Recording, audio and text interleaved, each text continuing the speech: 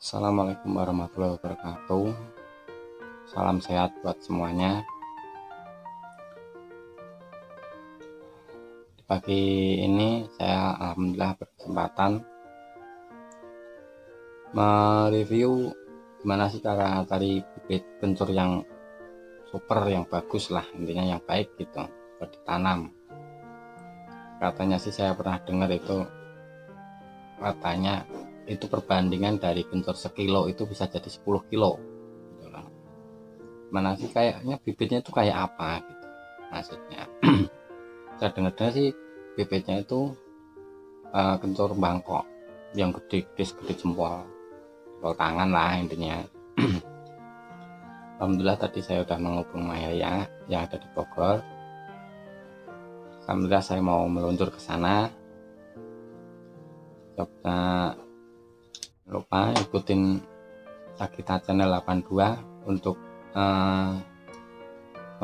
review lah atau tanya-tanya langsung sama orangnya gitu, maksudnya biar tahu gimana sih cara menanamnya, juga gimana sih cara memilih bibit yang supernya juga gitu. Ya udah, jangan tunggu lama-lama, kita langsung meluncur ke sana ya. Terima kasih, ayo kita jalan. Nah, alhamdulillah udah nyampe nih, mumpung ada orangnya masih di kebun.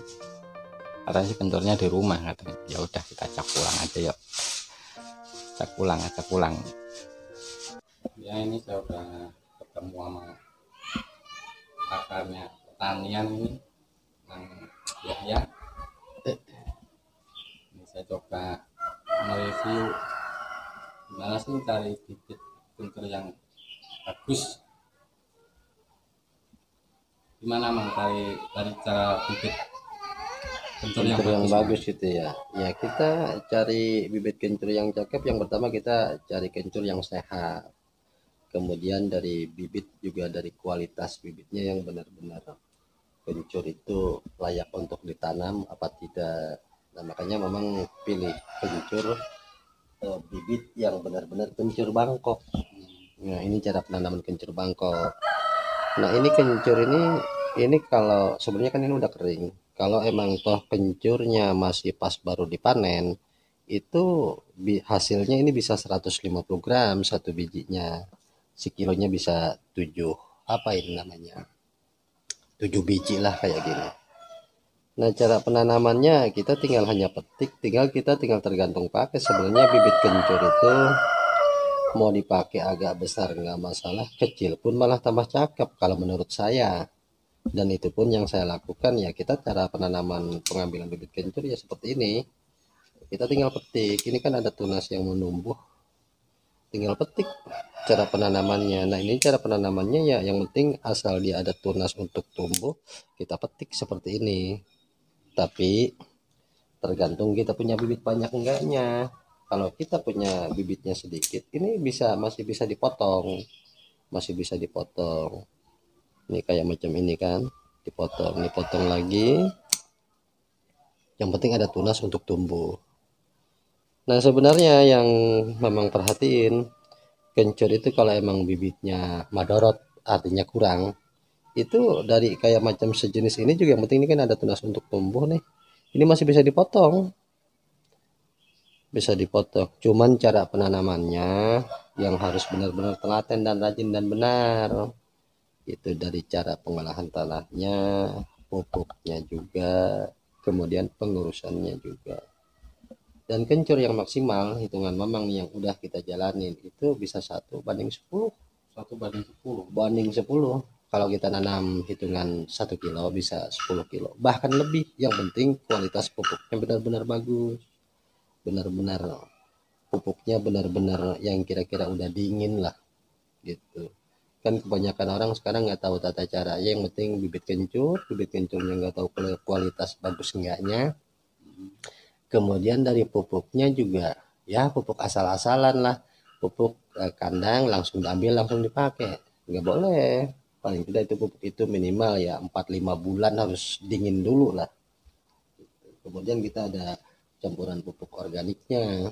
Di samping pupuk kandang kita pakai kayak macam ya MPK Mutiara 16 harus ada campurannya. Di samping cara pengurusan jangan sampai itu si rumput-rumput itunya banyak tumbuh, harus benar-benar rajin lah teratur.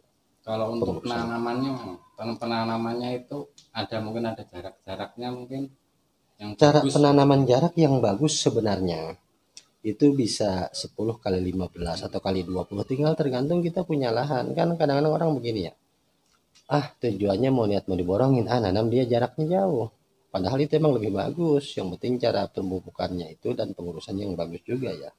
Tapi kalau kebanyakan orang karena emang lahannya sempit, dia pakai tanam ya ukuran 10 kali 15, 10 kali 12 nggak masalah, hasilnya juga sama. Toh artinya 10 ya cm ada maksudnya. ya 10 cm dari jarak penanamannya 10 cm gitu kan, 10 kali 15 atau 10 kali 10 nggak masalah sih kalau istilah kata memang yang memang coba kira-kira seperti itu. Tapi hasilnya itu lebih eh, Maksimal. bagus, lebih maksimal. Artinya kita punya lahan 1-2 bedeng, hasilnya yang kira-kira misalnya ini ya ada hasilnya lah gitu banyak. Tapi kalau emang jaraknya bisa 12 atau 15 kali 20 itu sebenarnya lebih cakep lagi. Cuman kan ngeborosin lahan. Artinya ya kalau misalnya 1 bedeng, misalnya yang kira-kira yang dari nanam 10 atau kali 12 atau 12 kali 15 itu hasilnya satu atau bisa kurang sedikit, hanya saja pengolahan lahannya lebih lebar gitu, lebih capek lah gitu. Tinggal tergantung kita apa mau diborongin, apa mau dipetik sendiri, apa mau dipanen sendiri, kira-kira seperti itu. Itu yang pengalaman yang kita jalanin. Tapi pernah panen ya Atau bukan pernah panen lagi, hampir tiap tahun kita panen. Rencana memang tahun ini mau nanam ya sekitar 2 sampai 3 ton. 2 sampai 3 ton, taruhlah 1 ton itu untuk yang lahan yang bagus itu perkiraan itu butuh lahan berapa? Kita untuk 1 ton itu penanaman kencur. Sebenarnya lahan yang tadi mau tinggal tergantung kita mengondisikan kita mau nanamnya jaraknya berapa ya. Kira-kira ya paling tidak untuk per hektarnya itu kan sekitar 4 ton. Ya minimal 2.500 meter itu kita harus siapkan untuk 1 tonnya. Dan lagi cara pengolahan dan cara penggemburan tanahnya harus bagus. Minimal tanah juga digemburin bukan sekali 2 kali, paling tidak 3 kali. Dari perjarak 3 bulan mau rencana nanam, dari bulan pertama juga udah kita gemburin dulu. Jadi dengan maksud tanah itu supaya gembur dan kutu-kutunya biar mati, kira-kira seperti itu. Ya mungkin untuk ini dari cara pemilihan bibit lah, intinya pemilihan bibit yang bagus. Pemilihan yang bibit yang tadi Mamang bilang gitu kan, kita carikan ini rencana emang buat pemilihan bibit semua ya. Ini sebenarnya udah yang belum tertanam. Ini rencana ini mau ditanam Ya ditanam yang udah semua kita ya? tanam ya semua. Ini kan cuman ya tinggal sekitar 900 kiloan lah yang udah masukkan sekitar 1,5 tonan, tapi masih ada beberapa bibit yang belum diambil. Cara penanaman, cara pemilihan bibit ini kan udah bibit udah disortir semua. Ini khusus tinggal tanam. Hanya saja ini belum di apa ya? Kalau bahasa sirinya belum dirompes lah, kira-kira seperti itu. Nah, cara pemetikannya yang tadi Memang bilang, ini kan cara macam begini, ini kan ada beberapa yang bisa ditanam, termasuk cara pemetikannya gitu. Kita tinggal yang penting ada tunasnya mau tumbuh, kita petik aja seperti ini. Nah, ini tinggal tergantung punya bibit banyak apa tidak. Kan kira-kira seperti itu. Kalau misalnya punya bibitnya sedikit, kita tinggal belah dua. Di sini pun yang penting ada tunas mau tumbuhnya, itu udah bagus. Nah, kalau misalnya kita punya bibit banyak, lahannya sedikit, kita pakai yang sebesar-besar ini pun nggak masalah. Tapi sama. hasilnya sama. Kalau ini kan, kalau untuk satu, otomatis dari pupuk beraknya, dari lahannya, dari apa kan lebih banyak gitu ya. Tapi hasilnya akan sama juga gitu. Nah, ini kalau ditanam satu, kalau misalnya kayak macam begini nih, ini kan lebar. Ini bisa untuk tiga penanaman. Ditanam satu pun ya hasilnya sama, cuman dari yang tumbuh ini nggak sebesar kayak yang ditanam ini satu. Seperti itu.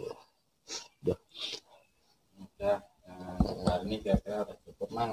Iya. Ntar kita lihat pas penanamannya kayak Siap, apa. siap. Ayo kalau pengen tahu tata caranya kita antar ke lahan. Ini yang kerja lagi pada ngerjain yang di kebun. Makasih Mang. Oke, sama-sama. Ya mungkin itu yang bisa saya kasih, itu review cara penanamannya, cara bibit-bibitannya. Mau ketambahin inspirasi lah buat kita semua. Terima kasih.